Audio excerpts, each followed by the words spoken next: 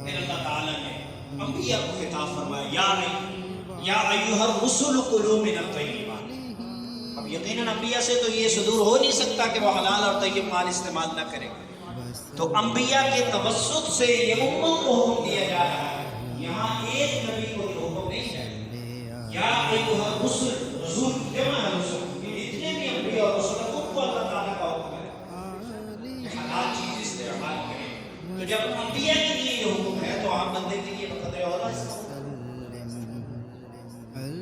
تو ایک تو یہ بات سمجھ میں آئی ان آیت مبارکہ سے کہ مال حلال ہو، طیب ہو، اور اس پر، اس جائز اور طیب مال پر اللہ تعالیٰ کا شکر کیا جائے۔ شکر سے اللہ تعالیٰ کا وعدہ ہے کہ نعمتوں میں اللہ تعالیٰ اضافہ فرماتے ہیں۔ وَكُلُوا مِمَّا رَزَقَكُمُ اللَّهُ حَلَالًا طَيِّبًا وَاتَّقُوا اللَّهَ الَّذِي أَنْتُمْ بِهِ مُؤْمِنُونَ۔ ایک اور جگہ ارشاد ہے، سورہ مائدہ ہے، آیت مبارکہ نمبر 88، کہ کھاؤ تم اللہ تعالیٰ نے جو تمہارے لیے حلال اور طیب رزق پیدا کیا، وَاتَّقُوا اللَّهَ الَّذِي أَنْتُمْ بِهِ مُؤْمِنُونَ، اور ڈرو اس ذات سے جس پر تم ایمان رکھتے ہو۔ اگر ایمان نہیں ہے تو پھر آدمی ڈرے گا نہیں۔ تو حلال کھانے سے تقویٰ اور پرہیزگاری کا جذبہ اور داعیہ پیدا ہوتا ہے۔ گویا کہ خوف الہی، اللہ کا خوف، یہ حلال کے ساتھ لازم و ملزوم ہے۔ اس آیت مبارکہ سے یہ نقطہ سمجھ میں آتا ہے۔ حرام بھی کھائے اور کہیں کہ خوف الہی پیدا ہو اور عبادات قبول ہو اور دل کے اندر نشاط پیدا ہو، یہ خیال ہی ہو سکتا ہے، اس سے زیادہ نہیں ہو سکتا، اور ایک مذاق ہی ہو سکتا ہے، اس سے زیادہ۔ اور پھر آقا دو عالم حضور سرور کائنات صلی اللہ علیہ وسلم کے فرامین عالی شان سے بھی یہ مسئلہ واضح ہے۔ آپ نے فرمایا طلب الحلال واجب علی کل مسلم، ہر شخص پر جو اسلام لے آیا، دائرہ اسلام میں داخل ہو گیا، اس پر اپنی ذات کے حوالے سے اور جو اس کی رعیت ہے، جن کا یہ سربراہ ہے، کفیل ہے، نگران ہے، متولی ہے، سرپرست ہے، ان کے لیے رزق حلال کمانا واجب ہے انسان۔ پہلی امتوں میں رہبانیت سب کو چھوڑ چھاڑ کر جنگلوں میں چلے جانا جائز تھا۔ اس امت کے لیے فرمایا لا رہبانیت فی الاسلام۔ آقا دو عالم صلی اللہ علیہ وسلم کا فرمان عالی شان ہے کہ رہبانیت اسلام میں جائز نہیں ہے، بلکہ اپنے بیوی بچوں میں رہتے ہوئے، معاشرے میں رہتے ہوئے، کمیونٹی میں رہتے ہوئے اس کے حلال کمانا نفلی عبادت سے بعض دفعہ بڑھ جاتا ہے۔ ایک بندہ نفل پڑھی جا رہا ہے، بیوی کوس رہی ہے کہ گھر میں آٹا نہیں ہے، تو یہ واجب کی اور جو اس کے اوپر ذمہ داری اس کی خلاف ورزی کر رہا ہے۔ یہاں پر آقا دو عالم صلی اللہ علیہ وسلم کا حکم اور سنت اس کے لیے یہ ہے کہ بعد فرض فرائض اور واجبات پورے کرنے کے بعد نوافل چھوڑ کر ان کی حالت کرے جو اللہ نے اس کے ذمہ ڈالی۔ اگر نہیں کر سکتا تھا تو نکاح کیوں کی؟ نکاح بھی بعض صورتوں میں انسان پر واجب ہے، بعض صورتوں میں سنت ہے، بعض صورتوں میں مستحب ہے، اور بعض صورتوں میں نکاح حرام ہو جاتا ہے۔ اگر بیوی پر ظلم اور زیادتی کا خدشہ ہے اور ان کے حقوق پورے نہیں کرتا تو پھر ڈیلے کرے اور اپنے آپ کی اصلاح کرے، اس کے بعد نکاح کرے۔ اپنی زندگی برباد کرنے کے ساتھ دوسرے کی زندگی کو برباد کرے، اور اگر معصیت میں، گناہ میں پڑنے کا خدشہ ہے پھر نکاح کرنا لازم ہے انسان۔ تو اس لیے ہر چیز کا ایک دائرہ کار ہے، کہاں پر واجب ہوتا ہے، کہاں پر مستحب ہوتا ہے، اور کہاں پر حرام ہو جاتا ہے وہی چیز۔ ایک اور موقع پر آقا دو عالم صلی اللہ علیہ وسلم فرمایا طلب کسب الحلال فریضۃ بعد القرآن۔ اور فرائض ہے، نماز ہے، روزہ ہے، حج ہے، زکوٰۃ ہے، ان کے بعد جو فریضہ ہے وہ رزق حلال کمانا بھی فریضہ ہے۔ فرائض کی لسٹ میں اور فہرست میں اس کو شمار کیا۔ آپ صلی اللہ علیہ وسلم فرمایا مستدرک حاکم کی روایت کہ من اکل طیبا وعمل فی سنتہ وامن الناس ضوابطہ دخل الجنہ، کہ جس نے حلال کھایا، طیب کا لفظ یہاں بھی ہے، من اکل طیبا، حلال کا لفظ بھی ہے، اور آقا دو عالم صلی اللہ علیہ وسلم فرمایا وعمل فی سنتہ، اور میری سنت کے موافق عمل کیا، جس کے حلال میں بھی سنت کو مد نظر اور پیش نظر رکھا، وَأَمِنَ النَّاسُ بَوَائِقَهُ، اڑوس پڑوس والے پڑوسی اس کے شر سے، اس کی تکلیف سے، دکھ سے محفوظ رہے۔ تو آقا دو عالم صلی اللہ علیہ وسلم نے فرمایا کہ جس کے اندر یہ چیز پائی جا رہی ہے کہ سنت پر بھی عمل کر رہا ہے، حلال اور طیب مال بھی کما رہا ہے اور کھلا رہا ہے، کھا رہا ہے، اور لوگوں کو اذیت اور تکلیف سے بھی بچا رہا ہے، تو سنیے آقا دو عالم صلی اللہ علیہ وسلم فرمایا داخل الجنہ، میں محمد رسول صلی اللہ علیہ وسلم وعدہ کرتے ہوئے جنت میں داخل۔ ایک موقع پر حضرت سیدنا عبداللہ ابن عمر رضی اللہ تعالیٰ عنہ سے مروی ہے، یہ مسند احمد کی روایت، آپ صلی اللہ علیہ وسلم فرمایا 4 خصلتیں پیدا کر تو نقصان کی بچنے کی ضمانت اللہ کے پاک پیغمبر صلی اللہ علیہ وسلم دیتے ہیں۔ یہ حدیث مبارکہ کا مفہوم، وہ 4 چیزیں کیا ہیں؟ حفظ امانت، امانت کی حفاظت کرنا، وصدق و حدیث، بات کرے تو سچی کرے، وحسن خلیقت، حسن اخلاق، لوگوں سے لڑنا، لوگوں کو تنگ کرنا، یہ اچھے اخلاق نہیں۔ اور چوتھی بات آپ صلی اللہ علیہ وسلم فرمایا وعفۃ فی طعمۃ، کہ اپنے رزق کو پاکیزہ کرے۔ 4 چیزیں آپ نے فرمایا وہ اس سے لے لو، فلا علیک ما فاتک من الدنیا، دنیا سے کوئی چیز فوت نہیں ہوگی، ظاہری نقصان بھی ہوگا پھر بھی فائدے میں ہوگا۔ 4 چیزیں میں دہرا دیتا ہوں، میں اور آپ یاد کر لیں۔ پہلی بات حفظ و امانت، امانت کی حفاظت کرنا، جس چیز کا یہ امین بنایا گیا اس کی حفاظت کرنا۔ صرف یہ نہیں کسی کو کوئی پیسے دے دینا اور کہا یہ میری امانت رکھو، اس کا دائرہ کار بہت وسیع ہے۔ حفظ و امانت،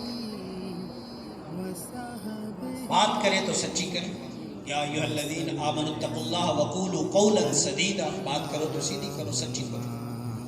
اتقوا اللہ مع الصادقین، کونوا مع الصادقین، قرآن کریم کا اللہ تعالیٰ نے ارشاد۔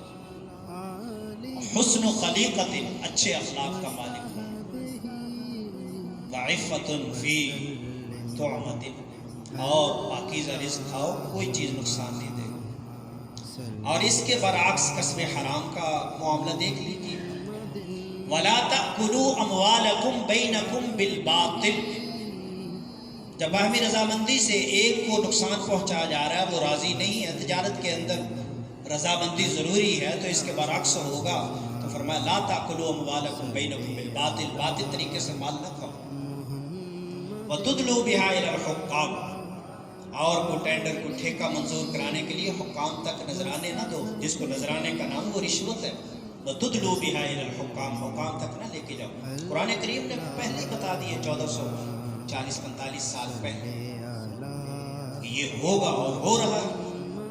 شریف آدمی کا ٹینڈر ہی پاس نہیں ہوگا، اس کا بل ہی پاس نہیں ہوگا، وہ دھکے کھاتا رہے گا، اتنا اس کو مجبور کر دیا جائے گا، وہ رشوت دینے پر مجبور ہو جائے گا۔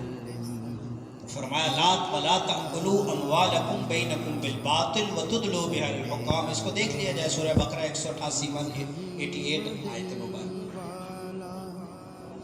یا ایھا الذین آمنوا لا تأکلوا اموالکم بینکم بالباطل الا ان تکون تجارۃ عن تراض منکم، یہ لوٹ کھسوٹ کے ذریعے باطل طریقے سے مالنا، ہاں الا یہ ہے کہ راضی مندی سے تجارت ہو تو اللہ تعالیٰ نے جائز اس کو قرار دیا، اور اس کے اللہ تعالیٰ کے پاک پیغمبر صلی اللہ علیہ وسلم نے فضائل بیان فرمائے۔ حضرت سیدنا ابو ہریرہ رضی اللہ تعالیٰ عنہ سے مروی ہے، آپ صلی اللہ علیہ وسلم فرمایا ان اللہ طیب لا یقبل الا طیبا، اللہ طیب ہے، طیب چیز کو پسند فرماتا ہے۔ اللہ تعالیٰ چاہتے ہیں کہ جو میں نے رزق دیا، پاکیزہ رزق دیا، اس کو پاکیزہ طریقے سے، حلال طریقے سے اپنے پیٹ میں دو۔ اور پھر آپ صلی اللہ علیہ وسلم فرمایا یہی حکم اللہ نے انبیاء اور مرسلین کو دیا۔ پھر آپ نے وہ حدیث میں اکثر عرض کرتا ہوں کہ ایک بندہ لمبے سفر پر ہے، پرادندہ بال ہے، اشعث اغبر یمد یدیہ الی السماء، مسافر کی دعا قبول ہوتی، فرمایا اس کا پہننا بھی حرام کا، کھانا بھی حلال کا، جسم بھی حلال سے پلا پڑا۔ تو آپ صلی اللہ علیہ وسلم نے فرمایا فَأَنَّا يُسْتَجَابُ لِذَلِكَ، اللہ اس کی دعاؤں کو کیسے قبول کرے؟ پھر ہم رونا روتے دعائیں قبول نہیں۔ تو ہمیں اپنے رزق پر غور کرنا ہو۔ آپ صلی اللہ علیہ وسلم نے ارشاد فرمایا یأتی علی الناس زمان، ایک زمانہ لوگوں پر ایسا آئے گا لا یبالی المرء ما اخذ منہ امن الحلال ام من الحرام، کہ آدمی اس چیز کی ذرہ برابر لا یبال پرواہ نہیں کرے گا کہ جو کچھ اس کی طرف آ رہا ہے وہ حلال طریقے سے آ رہا ہے یا حرام طریقے سے آ رہا ہے۔ صحیح بخاری کی روایت ہے۔ آپ صلی اللہ علیہ وسلم فرمایا الحلال بین والحرام بین، حلال بھی بین ہے، حرام بھی بین، حلال بھی واضح ہے، حرام بھی واضح ہے، ان کے درمیان تھوڑے سے مشتبہات ہیں جس میں پڑنے کا خدشہ ہے، یا ادھر یا ادھر، جیسے پل صراط پر ہے یا جنت میں یا جہنم۔ تو اس لیے جو مشتبہات ہیں دین اسلام کہتا ہے اس کو چھوڑ دو، کہیں حرام میں نہ پہنچ جاؤ، جو چیز واضح ہے اس کو اختیار کر، جس میں کھٹک پیدا ہو اس کو چھوڑ دیا جائے۔ اور آدمی کا سب سے بڑا مفتی اس کا دل ہے، وہ بتاتا ہے اگر ضمیر زندہ ہو کہ یہ کام صحیح ہے یا غلط ہے، یہ حلال ہے یا حرام ہے، میں دوسرے کو تنگ کر کے روزی حاصل کر رہا ہوں یا باہمی رضامندی کے ساتھ۔ اور پھر یہ کسب معاش کے لیے محنت مشقت کرنا یہ تمام انبیاء کی سنت ہے، کیونکہ دنیا میں جب حضرت آدم علیہ السلام آئے تو سب سے پہلے جس چیز کی ضرورت تھی طعام کی ضرورت تھی، تو کھیتی باڑی حضرت آدم علیہ السلام سے ثابت۔ لباس انسان کی بنیادی ضرورت ہے، حضرت ادریس علیہ السلام اس کے بنیاد۔ لکڑی کے حوالے سے بھی ضرورت تھی، حضرت نوح علیہ السلام سے اللہ نے بیڑا بنا کے لکڑی سے ابتدا فرما دی۔ بکریاں اللہ تعالیٰ نے تمام انبیاء سے چرائی، اور یہ اس وقت کے زمانے کے لحاظ سے بہترین دیہاتوں میں جس کے پاس بکریاں مال مویشی عزت کی علامت سمجھا جاتا تھا، اس کو چرانا بھی عزت کی علامت سمجھا۔ اور پھر اس کے کئی نکتے اور بکریاں چرانے کی حکمت ہے، اس کے اندر صبر و تحمل پیدا ہوتا ہے، جو جس طرح کے جانوروں میں رہے گا وہی خصلت بہرحال پیدا ہوگی۔ جو گھوڑوں کے ساتھ رہے گا اس کے اندر تھوڑی سی تکبر اور نخوت پیدا ہوگی، جو اونٹوں کے ساتھ رہے گا سرکشی اس کی طبیعت میں آئے گی، جو بکریوں کے ساتھ رہے گا مسکنت آئے گی، عاجزی آئے گی اس کے ساتھ، اور صبر و تحمل ہے، کیونکہ بکری ٹھہرتی نہیں ایک جگہ، اس کو چرانا آسان نہیں، کبھی ادھر کبھی ادھر کبھی ادھر۔ تو اللہ تعالیٰ آقا دو عالم صلی اللہ علیہ وسلم سے صحابہ نے سوال فرمایا میں نے بھی اہل مکہ کے بکریاں چرائیں۔ پھر آپ صلی اللہ علیہ وسلم سے کام جو ہے بنفس نفیس خود ثابت ہے کہ جوانی میں آپ نے تجارت کی، سفر کیا، مشہور باتیں پھر جب مسجد قباء بن رہی تھی یا مسجد نبوی شریف، آپ صلی اللہ علیہ وسلم صحابہ کے ساتھ بنفس نفیس خود اینٹ اور گارا اور پتھر ڈھو رہے ہیں، صحابہ کرام روک رہے ہیں، لیکن آپ صلی اللہ علیہ وسلم محنت کی عظمت اجاگر فرما رہے۔ اپنے کام خود کر لیا کرتے تھے، جوتا مرمت کر لیا کرتے تھے، بکری دھو لیا کرتے تھے، انبیاء کی سنت ہے کام۔ اور آقا دو عالم صلی اللہ علیہ وسلم غزوہ احزاب اور خندق کا موقع ہے، چٹان ٹوٹنے رہی، آپ صلی اللہ علیہ وسلم خدال سے اس کو خود توڑ رہے ہیں، پیٹ پر پتھر بھی بندھا ہوا ہے بھوک اور پیاس کی وجہ سے۔ یہ انبیاء کی سنت ہے محنت کی، محنت کرنا۔